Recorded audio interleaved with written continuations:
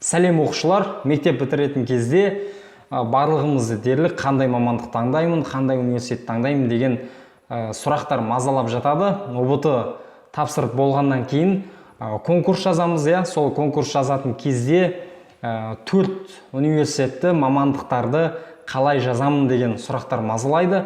Бүгін осыған тоқталатын боламын. Енді өзімнің басымнан өткен тәжірибелеріммен бөлісетін боламын. Мен өзімде 2013 жылы мектеп бітірген уақытта грант қой деп өзіме ұнамаған мамандықты қателесіп таңдап, грант үшін Астанада Қазақ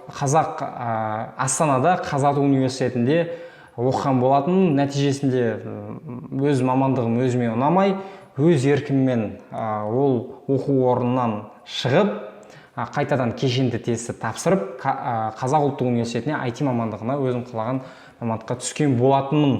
Сондықтан да мұндай кеңестер өте қажет болады. Енді бүгінгі видеомыздың санында сіздерге физмат таңдағандарға, яғни физика, математика комбинациясы бойынша пәндер бірлестігіне, яғни мамандықтар бірлестігіне тоқталатын боламын. Енді осы 2019 жылғы жаңа өзгерістер бойынша бұрындар мамандықтар жеке-жеке жазылатын болса, қазір ұқсас мамандықтарды жинақтап, мамандықтар бірлестігі деп бөліп тастаған. Енді бұл физмат бойынша 23 мамандықтар бірлестігі бар. Бүгін мен өзім оқыған, өзім жақсырақ білетін осы ақпараттық технологиялар мамандықтар бірлестігіне тоқталатын боламын. Ақпараттық технологиялар көпшілігіңіз білесіздер, көп оқушылар таңдап жатады, және де көп гранттар саны бөлініп жатады. Осы ақпараттық технологиялар мамандықтар бірлестігіне 4 мамандық жатады екен. Оның біріншісі бұл ақпараттық жүйелер мамандығы, және информатика мамандығы, ВТИПО, бұл есептеу техникасы және бағдарламалық қамтамасыз ету, сонымен қатар информатика және математикалық компьютерлік модельдеу мамандықтары, қысқаша МКМ деп айтамыз. Енді бұл 4 мамандыққа мен осы видео барысында жеке-жеке тоқталып өтетін боламын. Қазір енді бұл осы мамандықтар бірлестігін қай университеттерде оқытады, соған тоқталсам. Бұл мамандықтар бірлестігін еліміз бойынша барлық аймақтарда 30-ға жуық университеттерде оқытады. Енді бүгінгі видеомызда мен осы көпшілік таңдап жататын мегаполис қалалардағы Алматы қаласындағы және Астана қаласындағы 8 университетке атап өтетін боламын, осы қалаларға тоқталатын боламын. Алматы қаласындағы университеттерді атап өтейін. Мұнда IT университеті Алматы қаласында орналасқан, сонымен қатар Қазақ-Британ техникалық университеті, Алматы қаласы маңындағы Қаскелең қаласында орналасқан Сүлеймен Демирел университеті, сонымен қатар өзім оқыған Әл-Фараби атындағы Қазақ ұлттық университеті, Казгу деп атайды, және АУС, соңғысы мынау Қаныш Сәтпаев атындағы Қазақ ұлттық техникалық зерттеу университеті. Осы Алматы қаласында осы университеттерде оқытады.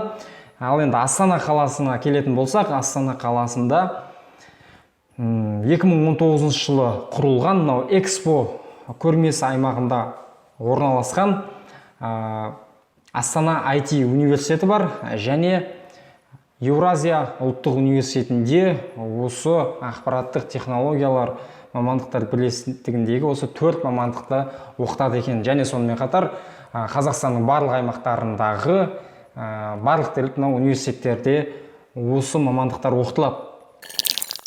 Енді бұл мамандықтарға қанша балмен түсуге болады?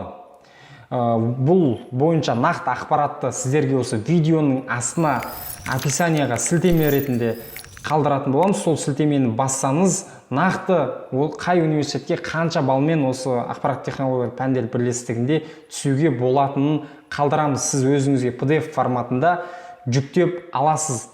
Енді мен былтырғы результат бойынша шамамен айта кетейін, 100 баллды сіз жинасаңыз, сіз былайша айтқанда сенімді түрде осы 8 университетке осы мамандықтарға түсе алады екенсіз. Жаңа видеоның басында айтып өткендей мен 4 осы мамандыққа тоқталамын дедім. Бірінші мамандық бұл ақпараттық жүйелер мамандығы. Бұл мамандықты өзімде бітіргенмін. Негізінен ақпараттық жүйелер мамандығында IT мамандарын дайындап шығарады. Халық арасындағы қалыптасқан түсінік бойынша IT маманы программист деп, кеңселерде, офистерде компьютер жөндейтін адам, Windows установить ететін адам, немесе принтерде кальтелеш таусылып қалса соны ауыстыратын адам деп ойлайды. Бірақ бұл мүлдем олай емес. Ақпараттық жүйелер мамандығында сіздерге программалауды үйретеді. Яғни осы 4 жыл барысында сіздер программалау тілдерін үйреніп шығатын боласыздар, және ақпараттық жүйелерді құруды, сонымен қатар IT проектілерді қалай құруға болады, сол турасында сіздер нақты біліп шығасыздар. Енді елімізде білесіздер, Каспий.kz бағдарламасын білмейтін адам жоқ шығар, немесе Choka Travel, және де Santufay, Білімленд, Күнделік.kz, өздеріңіз мектепте білетін Дарын онлайн, және де мынау құжаттарды туралайтын eGov электронды үкімет сайтын осылай IT мамандары жасап шығарған. Осы сияқты бірнеше IT проектілерді, жаңағыдай ойындарды, немесе сайттарды, мобильді қосымшаларды өзіңіз жасауды осы мамандықты оқу барысында үйренетін боласыздар. Екінші тоқталатын мамандығымыз бұл информатика мамандығы. Информатика мамандығы университеттерде 2 түрлі бағытта оқытылады. Яғни біріншісі бұл педагогикалық информатика, екіншісі ғылыми информатика. Педагогикалық информатика дегеніміз бұл көбінесе сабақ беруге, мұғалімдікке үйрететін болса, ғылыми, яғни научный информатикада программалау тілдерін үйретеді. Үшінші тоқталатын мамандығымыз ВТИПО мамандығы. Бұл да ақпараттық жүйелер мамандығы сияқты программалау тілдеріне, яғни былайша айтқанда айтишник болуға үйретеді. Соңғы 4-ші мамандық бұл МКМ мамандығы, яғни математикалық компьютерлік модельдеу. Бұл мамандықты оқу барысында, енді жаңағы үшеуіне қарағанда 50%-ға дерлік оқу барысында математикаға басымдық берілетін болады. Ал 50% сіздер программалау тілдерін үйренетін боласыздар. Осы 4-еуінің қайсысын бітірсеңіздер де сіздер IT маманы деген дипломды алып шығатын боласыздар. Ал бұл диплом тек қана оқудың өзі жеткіліксіз деген айту керек қой?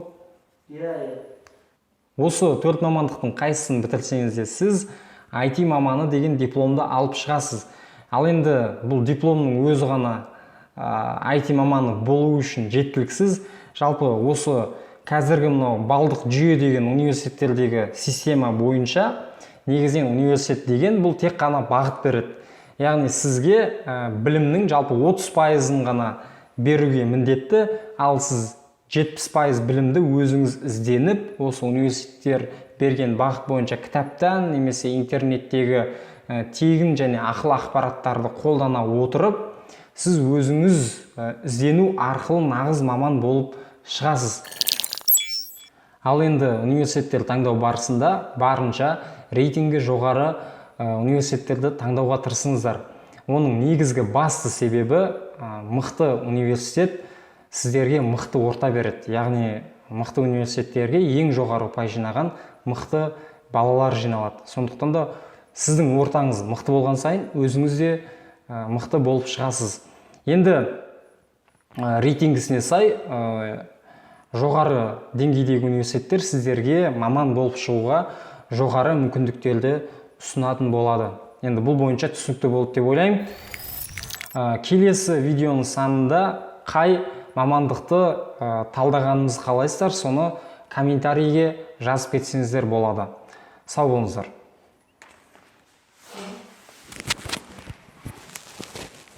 Біріншіге болады.